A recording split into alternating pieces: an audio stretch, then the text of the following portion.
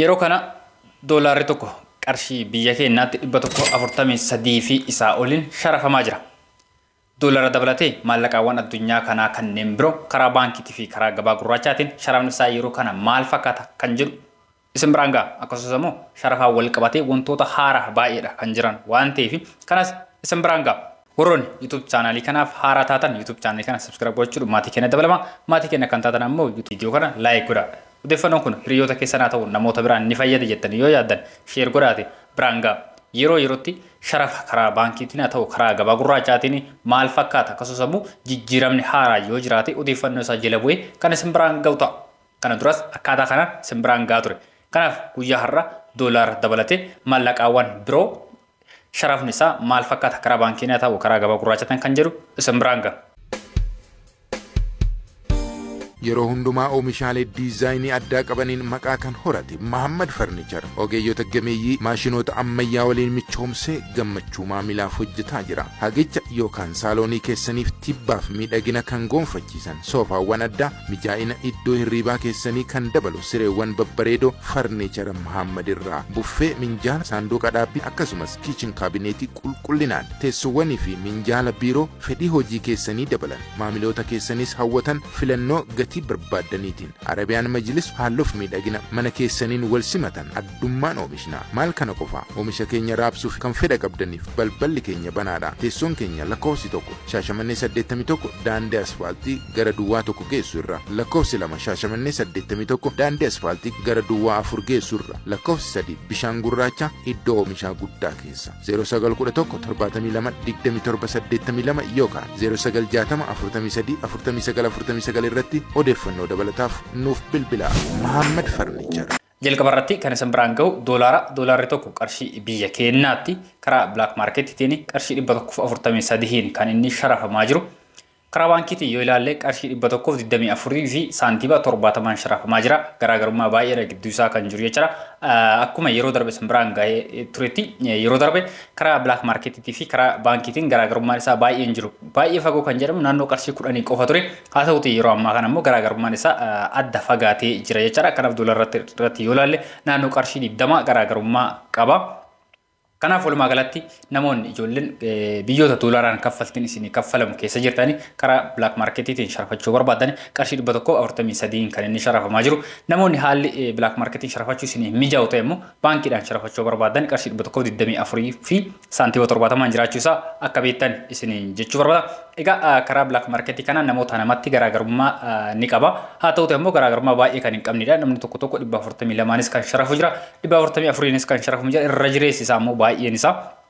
143 sharafaa jira. Kanaan beektanii akka sharafattan isiniin jechuu barbaada. Ittaan suudhaan immoo doolaara Kanaadaati. Doolaarri Kanaadaa tokko qarshii 100 kan inni sharafamaa jiru karaa black marketiitiin. Karaa baankiitiin yoo ilaalle immoo qarshii 86 fi saantiima 47 kan inni sharafamaa jiru isiniin jechuu barbaada.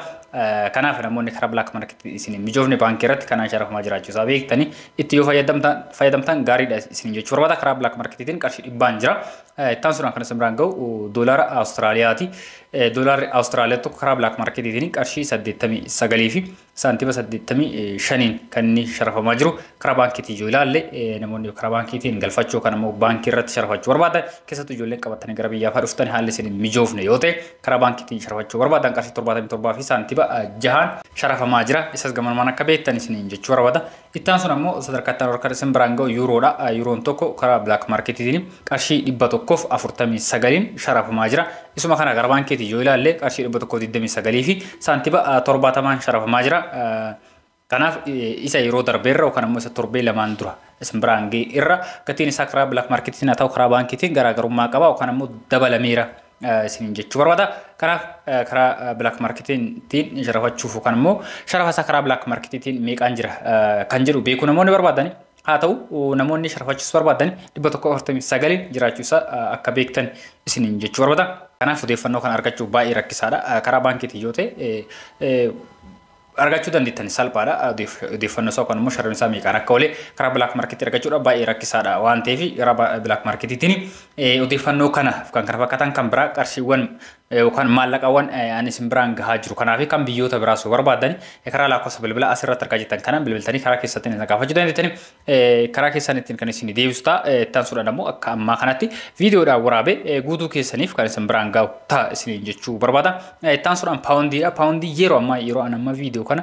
waraabee isin biraan gahu kanatti qarshii 180 saantiba 8 kan sharafamaa jiru karaa black marketiitiin baankiitti yoo ilaalle qarshii 157 fi saantiba takkaani already qarshii 157 kan inni sharafamaa jiru karaa baankiitiin isin jechuu barbaada ittaan suudhaani dinaara kuweetiiti dinaarri kuweetii maallaqa addunyaa keenya isa olaanaadha karaa black marketiitiin yoo ilaalle qarshii 467 fi saantiba 60 sharafamaa jira qarshii 467 saantiba 60 karaa black marketiitiin jechuudha karaa baankiitiin yoo ilaalle qarshii dhibbaaf qarshii 4 fi saantiba 8 kan inni sharafamaa jiru garaagarummaa naannoo qarshii 63 kan inni qabu kanaan jiraachuu isaa beektanii akka itti fayyadamtan ijoolleen biyya kana keessatti jiraataa jirtan kan immoo maallaqa kana sharafachuu namoonni barbaadan karaa black marketiin haa ta'u kanaan jiraachuu isaa beektanii akka sharafattan isin jechuu barbaada qabattanii kan galtan sootee akkasumas immoo namoonni biyya sana keessa jirtan karaa dallaalota isin sharafaniin kanaan jiraachuu isaa akka beektanii isin jechuu barbaada akkuma jalqaba isin kaase namatti garaagarummaa qabaachuu ni mala haa ta'u immoo garaagarummaa guddaa kan hin qabnedha qarshii 2 yookaan qarshii takka waan akkasii garaagarummaa kan hin qabnedha walumaa galatti irra jireessaan bakka baay'eetti kan ittiin sharafamaa jiru qarshii 467 saantiba 6 sharafamaa jira isin jechuu barbaada ittaan suudhaani dinaara Dubaayiiti dinaarri Dubaayii tokko qarshii 39 saantiba takkaan kan inni sharafamaa jiru egaa karaa baankiitii yoo ilaalle qarshii 33 fi saantiba 90 kan inni sharafamaa jiru jechuudha isas kanaan jiraachuu isaa beektanii ijoolleen biyya kana keessatti argamtu kan ammoo maallaqa kana gara biyya argachuu namoonni barbaadan karaa black marketiitiin qarshii 39 jiraachuu isaa karaa baankiitiin ammoo qarshii 33 fi saantiba 9 jiraachuu isaa beektanii akka itti fayyadamtan yookaan ammoo namoonni gaafii akkasii gaafataa turtanii deebii isin ta'a waan jedhee yaadeedha isin jechuu barbaada ittaan suudhaan riyaala Saudi Arabiyaati riyaalli Saudi Arabiyaa tokko karaa black marketiitiin qarshii biyya keenyaatti qarshii 38 fi saantiba 28 kan inni sharafamaa jiru akkasumas ammoo karaa baankiitii yoo ilaalle qarshii 33 fi saantiba 2 kan yookaan ammoo saantiba 20 kan inni sharafamaa jiru isin jechuu barbaada isas gamanaan akka beektan isin jechuu barbaada ittaan suudhaan riyaala Omaaniiti riyaalli Omaanii tokko karaa black marketiitiin qarshii biyya keenyaatti qarshii 373 fi saantiba 48 kan inni sharafamaa jiru karaa baankiitiin ammoo qarshii 300 fi 22 saantiba 86 sharafamaa jira kanaaf qarshiin kun yookaan ammoo maallaqni kun qarshii biyya keenyaatti karaa black marketiin haa ta'u karaa baankiitiin akka amma isin biraan gahaa ture kanaan jiraachuu isaa akka beektan isin jechuu barbaada ittaan suudhaani dinaara Joordaanii tokko karaa black marketiitiin qarshii 202 fi saantiba 77 sharafamaa kan jiru yoo ta'u karaa baankiitiin qarshii 175 fi saantiba 09 kan sharafamaa jirudha isin jechuu barbaada garaagarummaa baay'eedha kan inni qabu karaa black marketiitii fi karaa baankiitiin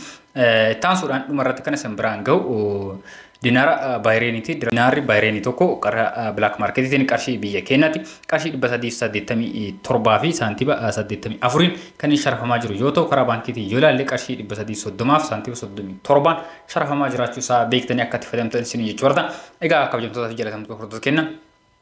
kan guyyaa irraa odeeffannoo isin biraan gahu barbaade kan hagammaa isin biraan gahaa ture kana maallaqoota biyyoota hagammaa isin biraan gahaa ture kaniin alatti kan biraa beekuu yookaan ammoo adda baafachuudhaaf namoonni barbaadan akkasumas ammoo sharafachuudhaafis karaa isaas haa ta'u hamma isaa qarshii meeqaan akka sharafamaa jiru karaa baankiitiin haa ta'u karaa black marketiin namoonni beekuu barbaadan gaafachuu ni dandeettan lakkoofsa biraa asirra jiru kanaan bilbiltanii karaa keessatti haa ta'u karaa telegiraamii imo waatsaappii fi miiseenjirii isaan alatti ammoo koomentii jalattis barreessuu ni dandeettanii yeroo itti aanu akkuma kanatti odeeffannoo isaa kan isin biraan gahuta isaan alatti ammoo dhuunfaattis namoonni gaafachuu barbaadan karaa keessatti yoo gaafatan kan isin deebisuudha isin jechuu barbaade isaan alatti ammoo odeeffannoo ijaarsaa ta'uu wal qabatan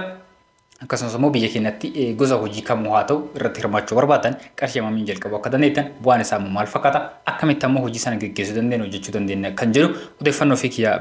beekuu fi kiyyaa qabu alatti namoota hojii sana irratti hirmaatanii jiran akkasumas ammoo ogeessota hojii sanatti nama seensan gaafachuu odeeffannoo isaa bakka jiru hundaa funaane kan isin biraan gahu ta'a waan ta'eef isin gosa hojii kamii irratti hirmaachuu akka barbaadanii fi yookaan ammoo qarshii hammamiin hojiitti seenuu akka barbaadan qarshiin isin harkaa irraa qabdan sun ammoo hojii akkamii akka isin jalqabsiisuu danda'u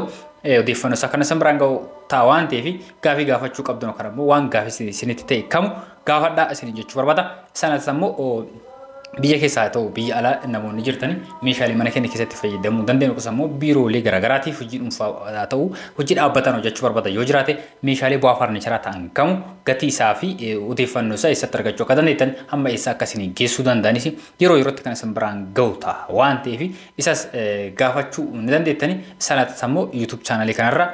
yeroo dhiyoo asitti kan maxxanse jira viidiyoo waan ta'e isas deemtanii ilaaluu ni dandeettani sanaatis immoo gara TikTokii kennaa ta'u kan immoo TikTokii Muhammad Farnichari fi YouTube channel akkasumas immoo Facebook isaanii link isaa description box jala isinii kaa'u kan immoo comment jalqaba isinii kaa'u achi keessa seentanii gosoota soofaa fi siree akkasumas immoo walumaa galatti meeshaalee mana keessatti fayyadamuu dandeenyu diizaayinii ammayyaa modernize ta'anii kan hojjetaman gatiin isaa baay'ee fooyyee kan qabuu fi akkasumas immoo yeroo ammaa kan ayyaana fuula dura keenya jiru kanarra sababeeffachuun hir'isa gatii % 30 taasisuun isiniif gurguruu qophaa'anii jira waan ta'eef deemtanii bitachuu ni dandeettanii isaanitti immoo odeeffannoo guyyaa guyyaa kan immoo meeshaalee guyyaa guyyaatti hojjetamanii ilaaluuf filachuuf fuulduraafis bitachuu namoonni barbaadan ammas namoonni bitachuu barbaadan yoo jiraate seentanii laaluu filachuu daawwachuu ni dandeessanii jechuu barbaada odeeffannoo biraatiin hamma walitti deemnutti nagaan nu turaan gennii keenya bakka jirtan isin akka qabu ammas irra deebi'uun haaraa yoo taatan YouTube chaanalii kana nama walakkaa ol kan ta'u nama subscribe goonedha kan daawwataa jiru waan ta'eef subscribe godhaa isin fayyada waan ta'eef nagaan na turaa.